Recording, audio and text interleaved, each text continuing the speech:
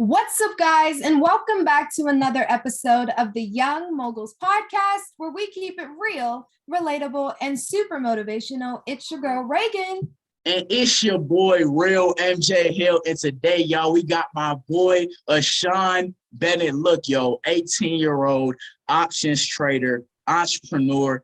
Y'all, he's killing the game. I'll be looking at his story. Look, I'm still learning, the option trader side of things. Because I don't be understanding them numbers all the way yet. But I'm hoping, that you can break some of that stuff down for our audience today. We're going to talk about your story, because, you're an inspiration to me for real. But just to get it started off, just tell me a little bit about your week, bro. Man, my week has been busy. Man, I'm actually planning out a mentorship that I'm actually doing for somebody, paying me about a couple thousand. I'm a mentor him for about a month, Nice. teaching the options game, and some more content and working on some new releases for this upcoming month, like Most definitely. Black Friday releases, so I got products. So that's what I've been up to, keeping busy. Yes, sir. That sounds lit. Sound like you had a busy week. Reagan, what about you? I have also had a busy week. I've had a lot of stuff going on with Nutcracker and everything for dance because we're getting pretty close. And I've had a lot of stuff personally going on that I'm trying to work on in terms of business-wise. And school just finished out 9 weeks, the first 9 weeks. So I'm excited to start for the second 9 weeks. That's my dog. I'll probably have to Nice. But yeah, I've been really, really good. How about you? Honestly, I've been straight. This whole week, I just been at the underground working the shop pretty much majority of the day.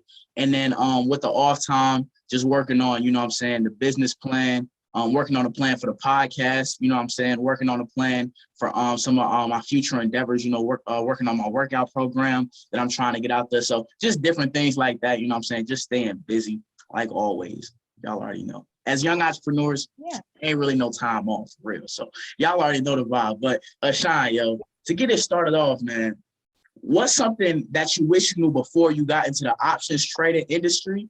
That you wish you knew before you got into it. What's that for you? So before I got into it, I feel like you definitely got to be disciplined. I wish I learned that sooner. Yeah. And I wish I knew risk management.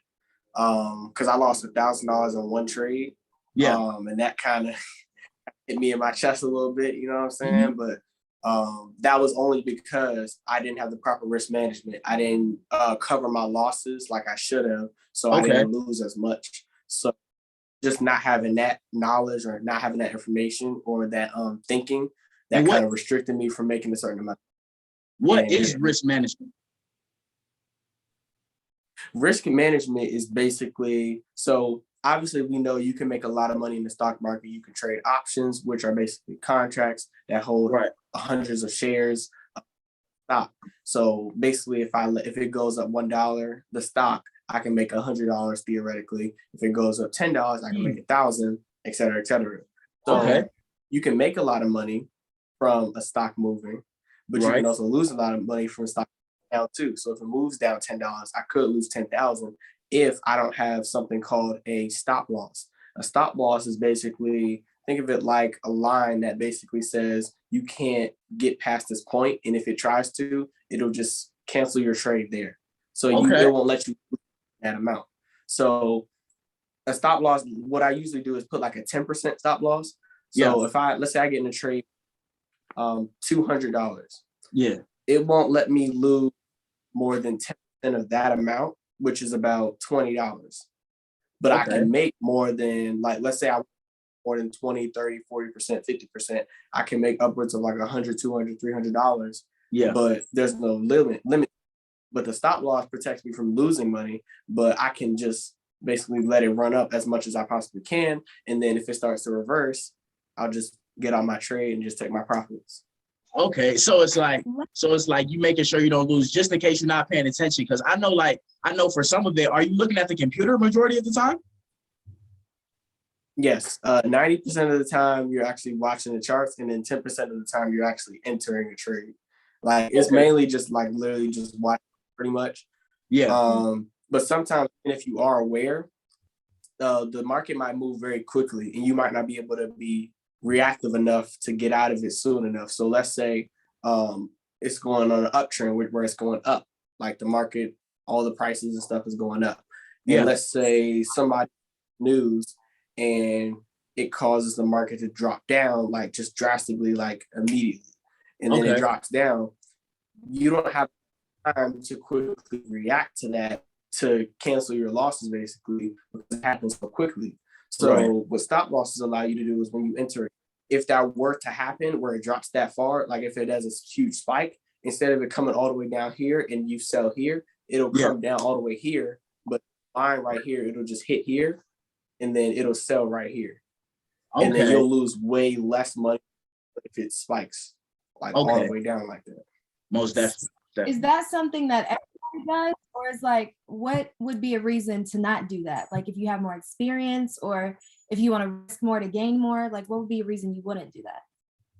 To be honest, the only thing about stop losses is I highly recommend it for everybody. Like literally, even me making like upwards of $1,000 a day, I still use stop losses just in case. I could lose $1,000 if I don't have a stop loss in place, because even though I can make that much, I can lose that much too. Like for example, if you have a big trader that, like one of my mentors is making about like a couple $100,000 a day in the morning trading options. So if he doesn't have a stop, that's I know I kind of breezed over that a little bit. For real, like $100K a day, like that's. I thought you was about to say a month. Nah, that's a day. Sometimes it's like 300, 400,000. Actually, one of them, one day he did 1.2 in 3 days, but like the potential with that is it's very insane, pretty much. Dude, and but you can. What'd you say? Huh? No. I was like, what'd you say?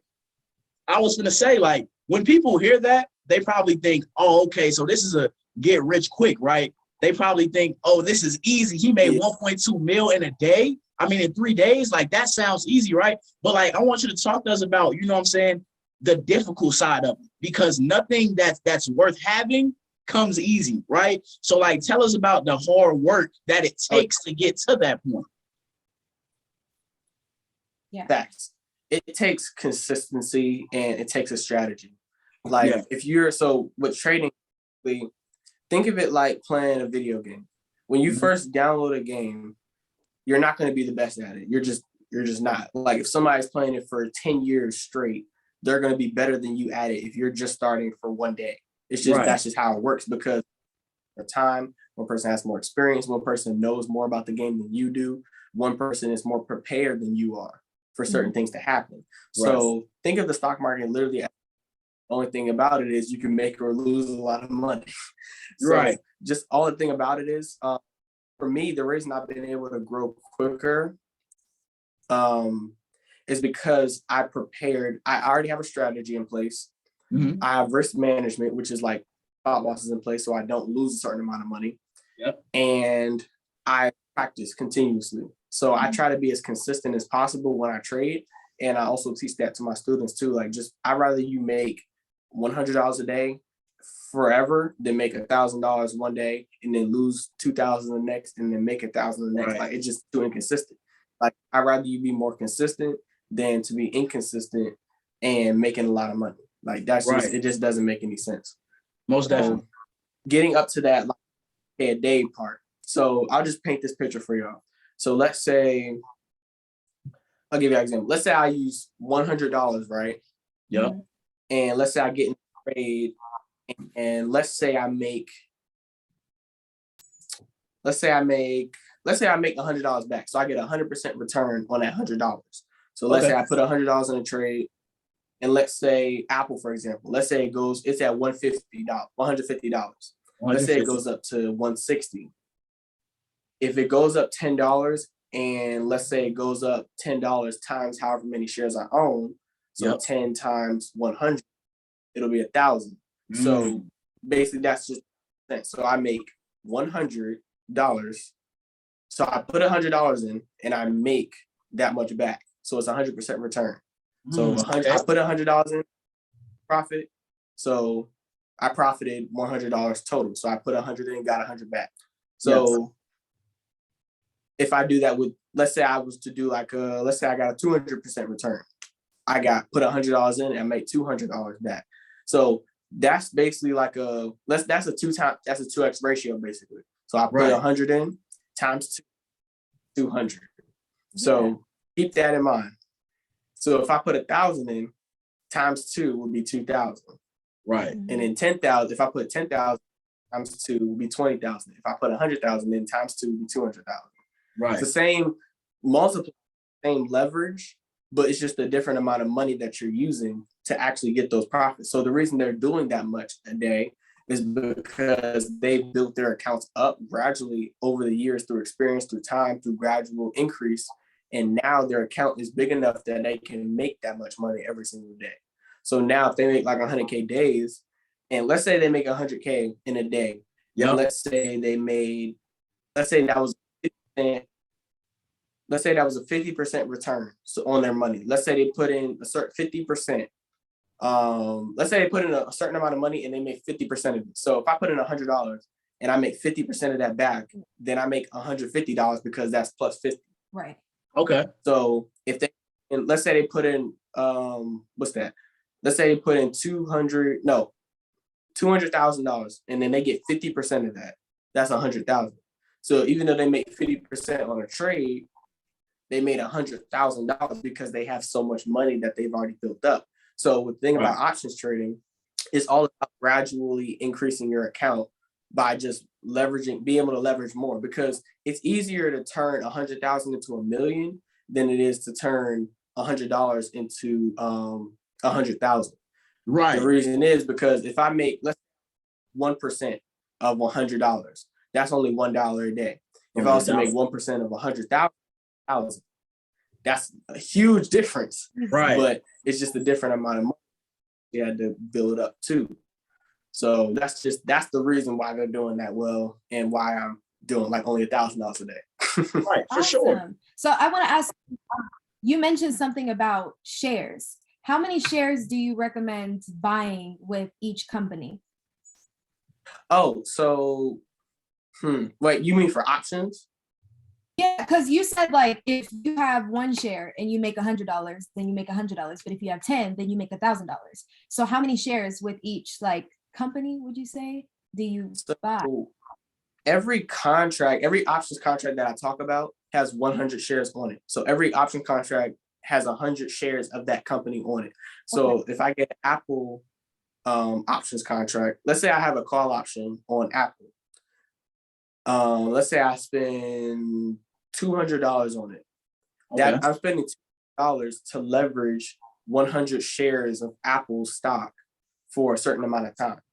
So if it goes up or down in that amount of time, I make or lose that amount of money based on if it goes up or down within that given time period. So it's always 100 shares, like for each contract. So the more contracts I get, the more shares I leverage, because if I get one contract, I'm leveraging 100 shares. I'm using 100. If I get contracts, I'm using 200 shares. And if I get 10, I'm using 1,000, because it's literally just like 100 times however many contracts I have. Mm-hmm. So the more contracts you buy, the more money you can make, or the more money you can lose too. Because if you have 10 contracts and it drops $1 or something like that, you can lose depending on how many you have. But that's just depending on where it goes and where it moves. So that's why you got to be cognizant of that. Wow. No, that's real. And one thing that I caught, right? He said, well, what he was saying before this, right? He was saying that the options traders that are doing it huge, right? They started off small and built their way up, you know what I'm saying, throughout the years. And that's why their accounts are so large. Now they can play bigger, right? And I think that's a bar right there, because we got to really pay attention to that. A lot of us try to take that huge step and like get there instantly, when that's not how it works. It takes gradual time. It takes gradual work. So if you stay consistent and you keep working, not only in options trading, but in life with your dream, with your goals, eventually you're going to get there, and you can play with the bigger players. You know what I'm saying? You can make bigger moves. You can do bigger things, but you got to start out small in order to get to that.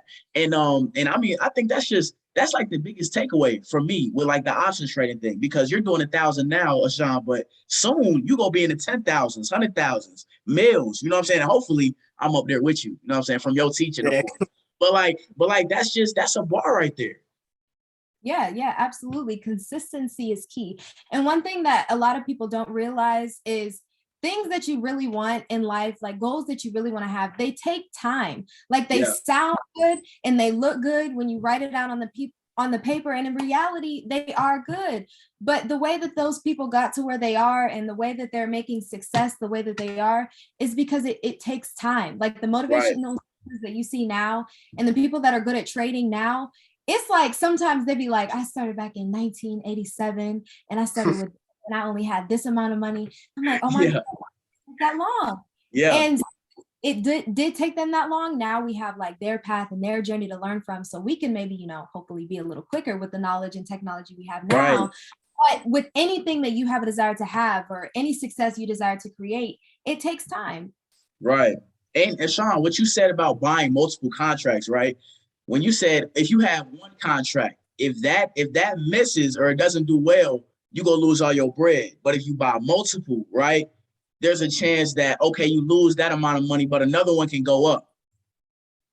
So explain that for me. Yeah, explain that for me real quick. Yeah. So with the options contract, the only way you can lose all of your money is if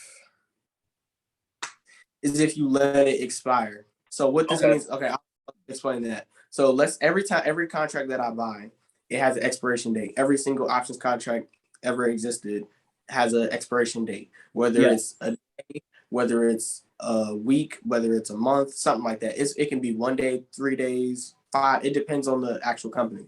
Right. But let's say my expiration day is 2 days. So if I hold it for 2 days, at the end of that trading day, on the second day, my option is going to be worthless because it's going to expire, meaning it's going to be useless and worthless, so it's going to be zero. So if I put $500 in, but I don't do anything with it and I don't buy it, and if I don't buy it or sell it, if I don't sell it before those 2 days end, exactly, then it's going to be worth zero. That's the only time it can be worth zero. Even if the stock tanks like tremendously, it's still have some value to it, but it's going to be like, it depends on how far it's going to be. Like if it drops if it drops from $150 to $50, then it's going to be pennies away from like being zero, but at the same time, it's not going to be all the way at zero until it expires.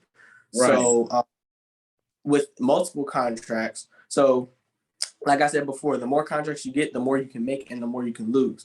Right. So the thing about, if you buy one contract and let's say the market tries to trick you and it drops down, right? But you think it's going to go up. Let's say it drops down real quick and then you just sell it and you get out right there and you take a loss, but then it goes back like eventually. So what you could do, you have multiple contracts.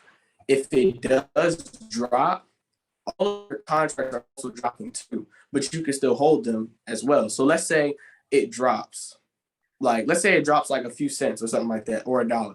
And I'm saying I have 10 contracts. Let's say I'll sell 2 or 3 just to all right, I'll just sell these and take these as a loss, and I'll see what the rest of these can do. If they keep dropping too, I'll sell them off, but I still want to be patient because I think it might be able to reverse. If it goes back up, the contracts that I still have in my possession, they can still go back up as long as I hold them. Right. So each contract is different. No, each contract, you can get them different. Like you can buy them. The thing that makes them different is strike prices. So strike prices are based on the price that you get the contract at. So let's say Apple's at 150. If I get a contract at 145, like that means I'm basically getting 140. I'm getting 100 shares of Apple for $145. So essentially, I'm getting a discount. Basically, that's just how it works. Yeah. And stock goes up, then I make money. If it goes down past my strike price, which is 145, then I lose money. That's basically how that works. So if I get 10 contracts with the same, they're basically the same everything. They have the same strike price, expiration, all that stuff. Then they're going to be the same contract. But if I get different contracts with different days or expirations, they're going to be a little bit different because it's different. It's different contracts. Most definitely. But the prices typically fluctuate the same. So if literally if the market goes down, the value is going to decrease. If it goes up, it's going to increase. That's just how it works. So that's for all. So how far it's going to drop depends on the contract, but the direction is guaranteed it's going to go down or up. So most definitely. Now I do have another question for you. Have you ever like forgotten about one because you've had so many going and expired and you lost everything? And then tagging on to that, like what's one of your biggest failures with the industry that you're in? That's a good question. Both of those are good questions. So not really, only because so I don't really get into, I only did that maybe once or twice, maybe 3 times, where I have like multiple where I'm watching multiple things at once and I'm getting contracts for multiple different stocks and I'm buying and selling simultaneously. Mainly the only reason I do those is if I'm feeling myself that morning. That's okay. Otherwise, so for me, I typically try to look at like maybe 2 stocks, 2 or 3, like at the same exact time that I'm looking at like simultaneously. I'll have a watch list of maybe 6 or so, but I'll be watching, like paying attention to 3 if I'd want to. And I'll get in and out of those. And they'll all be on one screen actually, so I can see the fluctuation in my price. If I'm on my phone, I can see it on. If I'm on my monitor, I can see it on one screen as well. But I can see everything that's going on, so I can pay attention to it. And my biggest failure, obviously I said the $1,000 loss, but one time, it was one week, I was just having a bad week. Like emotionally, I was having a bad week. And that messed up my mental when it came to trading. And I ended up that entire week pretty much. So now I was down like a couple $100 or something like that.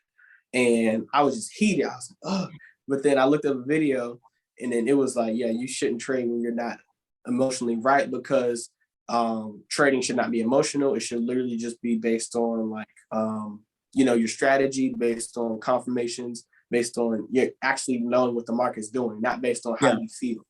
So if I feel the go up, that's not trustworthy. If I think the market down, I better have an educated guess behind it. So I was emotions, which so that kind of set me back a little bit. But then after that, I was able to bounce back a little bit and start to actually get my wins back, and actually readjusted my strategy so that I can't really trade with emotions. So it kind of canceled it out. So if I don't see something happen a certain way, I just don't get into it. That's just a rule I have.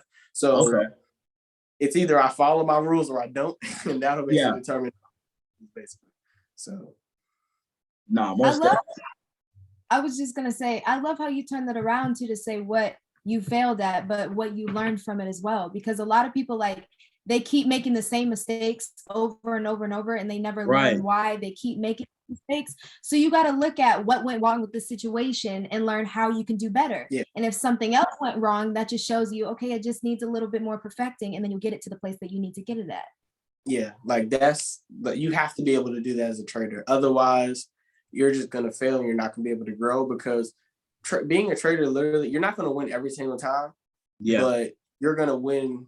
You'll win more if you're actually conscious of what you're doing and you found a strategy that works for you, that you've practiced repetitively. So you tested it and it works. And you're not like all over the place. You're not like emotionally unstable. You're calm, you're relaxed, you're patient, you're disciplined. Like those characteristics literally make up a good trader. And if you have those characteristics and you continuously just if you keep those characteristics the same, you'll automatically get to 100,000 in literally like a year at least. Because literally, if you keep those same characteristics, like I grew a 1K account to 10K in about a month and a half. So about 6 weeks or so. Thank you. That didn't take, that didn't take, it wasn't anything like super magical or anything like that, where it's like, oh, I was making crazy amounts every single day. I was making 10% every single day, around like 10%. So like if I was making 1,000, it was around 10% of that. So 100. And then the next day I had 1,100. 10% of that is about 120 something. And then that just kept gradually going on and on and on and on until I got to 10K. I lost 3 days out of those 6 weeks for 23, 126, and 161 in total. I remember those numbers perfectly. I studied it. I was like, how did I lose these? But the reason I was able to be that profitable was because I was calm, I was relaxed, I was patient. And also I took days off because there were certain days that I didn't trade out of those 6 weeks. And I just said, I'm not going to trade because I'm not mentally ready yet. So I just said, I'm not. So the next day when I was ready and I said, are you good? I'm good. So, all right, let's trade. You know what I'm saying? Most definitely. You got to be like aware. If you're not aware, you're going to fail. Because awareness literally it ties into you understanding if you're disciplined, if you're consistent, what your problems are, and what you need to fix. Because if you can't see what you need to fix, then the problem is just never going to change. Right. I mean, like, you're lucky. Man, that's real. Self-awareness is the biggest thing when it comes to us growing as individuals. Like, I know I had to realize that, Marquise, you don't work good off a schedule. Get a schedule so you can stay consistent with what you're doing, so you can stay on top of all of your stuff. You have a lot going on. You cannot work without a schedule. I had to be self-aware and I had to be real with myself. And I think that's what we all have to do. You know what I'm saying? Figure out what works for you. Like, for me, getting up at 5 a.m., it didn't work for me. Like, that's too early for me, honestly. But getting up at 6 or 7, now that worked for me. I could function better. I was more productive in those hours, waking up at that time. So you got to figure out what works for you when it comes to your schedule, when it comes to, you know what I'm saying, what you're pursuing. Like, whatever works for you is what works for you, but you can't base it off, you know what I'm saying, what anybody else is doing. Like, it has to be solely for you, right? Like, Ashon, you just said you function better on days where you know you're emotionally good, right? Like you don't work on the days where you feeling angry or sad. You know what I'm saying? You don't let the emotions get in the way. You take your day off. Some people, you may work better when you angry. Like I know it's been a lot of times I might be angry, but that means I'm gonna go outside, I'm gonna get a good workout in. You know what I'm saying? I'm gonna do something like that because I work better when I got some emotions I gotta get off, right?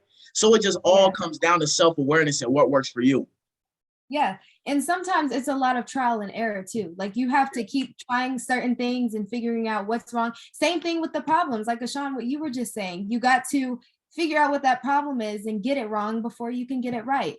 And so you try a lot of the things that make people successful, because a lot of successful people do use the same methods, but a majority of them don't. They use what works for them. Some get up at 5, some stay up late at night, some make their beds, some don't. Some have a very full house, some have very white houses. But you got to find you, because I know when I get successful, I'm gonna have a very white house. But that's me, because I know that works for me.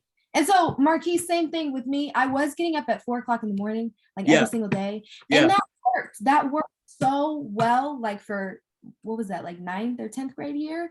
But now I just feel like at 6 o'clock and I stay up to like 11 or 11:30 or 12 o'clock. That's better for me because my body is in this range of motion now at this age. So you just got to find what works for you, try it out, see what's wrong, and make it better.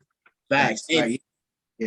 Nah, you go, Ashon. You got it. Okay. Also, I know y'all listeners are typically younger too. So this is another thing for y'all. If y'all want to start trading, start now and practice as much as possible. But you can practice trading. Like, I started off like paper trading. So I paper traded 1,000 to 10K before I actually traded live 1,000 to 10K. Like, I didn't just go on my live account and just, I'm big dog now. You know what I'm saying? Like, we about to make it 10,000 today. No, I had to practice first, get my strategy, to make my trials and errors first, and then switch over. Like, you can practice. And the thing is, y'all have a bigger advantage than I do. So if I'm 18 and you're 14 or 15 or 13 and you trade up until now, you practice. And then when you're actually ready, like, to actually do it, you already have like 5 years of trading experience. And I only got like, 5 months or so? I don't know, something like that. Right. But you'll have so much time and so much more information and knowledge. And you'll also have failed more. You'll have failed way more than I. Like, fail as much as you possibly can. Because once you get those out of your system, you have nothing left but for success. Right. Like, Real talk. Like everybody's like, oh, I don't want to fail. I don't want to lose this amount of money. Sometimes you got to do it. Like eventually, like I told myself, like one day I said, I hope I don't lose $10,000 on one trade or like $100,000 in one trade. But I was like, if I'm losing that much, I'm not making enough. If I'm not losing that much, I'm not making enough money. Because if let's say I have $10,000, right? I don't got to be worried about 1,000. But if I got a million, if I got 2 million, 10 million, and losing 100,000 is nothing for real. That's 10% of a million. That's my rule right now. But 10% can be different for different people. So keep increasing your losses. Because if I lose, I'd rather lose 1 million than lose 10,000. Like that's just personally. Because if I lose 10,000, that means I'm in 5 figures, 6 figures range. If I lose 1 million, that means I'm in 8 figure, 7 figure range. Yeah. Okay. Right. Just what'd you say, Marquis? I was saying just like Mark Zuckerberg just lost a bill. I'm like, I would love to be in a position to lose a bill. Like that means he's sitting on, bro. You know how much money he's sitting on to lose a bill and stuff? Like, come on, it don't matter. It don't matter. That's no loss for him. Like I saw. That's what I'm saying. Somebody said that he was worth like $200 billion or something, and he was like, if he gave everybody like $1 billion, everybody could be rich and he'd still have 197 or something $193 billion. I was like, now that I put this into perspective, sir, there's 7.5 billion people in this world. And if he did, everybody could just be so comfortable. But you got to get to that. Wait, hold on. Pause on that. I want you to do this. So there's 7.6 billion people in the world, right? He has $200 billion. Yeah. 200 divided by 7.6. That's like 193, right? That's like, okay, so actually, hold on. Divided by, you would subtract. Wait, no, you wouldn't subtract. You ain't subtracted? No, you have to divide by how many people. Like, so, okay, what's 7.6 times 1? 26. What? So that's $1. So if it's 7.6 times 2, that's $2. 7.6 times 3 is $3. So 7.6, let's round up 7.6 to 8. Let's say it's 8.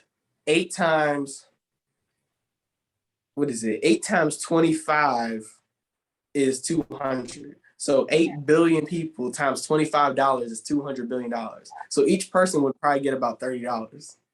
But if he has, that's still a lot of money though. Like $200 billion and gave $1 billion away.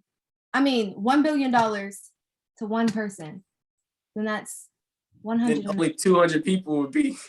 He only be able to bless 200 people. Yeah, he would only be able to give it to 200, not 7.7 billion. That's right. It's kind of crazy. TikTok. Don't trust TikTok. That's the message. But in long story short, Ashon was right. But what is one thing you would like to leave with the Young Moguls? No, hold on, Reagan. We got to go with the one key to being a young mogul. You know what I'm saying? Like, Ashon, if you had to give the audience one thing, like, what's your one key to becoming a young mogul? One key. Like I said before, fail as quickly as possible, because failing, matter of fact, failing is actually like literally opening a door to a whole new success that you can enter. So like, first off, like if you're failing, right, you might be opening a 1-bedroom, 1-bath apartment, but if you failing up over and over and over again, you might be opening a door to a mansion with 7 beds and 6 bathrooms in that thing. Like that's just, you got to keep opening doors that might not be for you just to get to the house that you need to be in. So fail is the quicker you fail, and the quicker you can learn from those failures, and the quicker you can move on and grow, the quicker rich and wealthy. Like that's just how it works. Like for example, like I've been doing this consistently trading since I graduated. So about May, like consistently. Like after I graduated, I had all the time in the world to just consistently trade. Yeah. But it's only been a few months. People that have been trading for years, like I have somebody else who's making he just made $4 million in a day. Before he made $4 million in a day. Actually, he did $1 million a day 2.3 in a day, and then 4 million in a day. Man. Like every day, like literally. And actually, I think he's doing that with just buying stocks. He's not even trading options. If he traded options, he would be making 400 million in a day because it's times 100. But he's actually trading the actual stocks.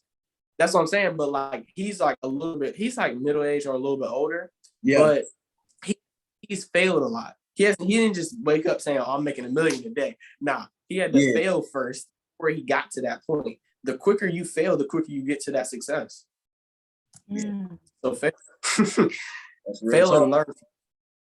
Fail and learn from it. Fail as much as you can, you know what I'm saying, while you're young, while you got the time. And even, you know what I'm saying, even when you get older, fail as much as you can.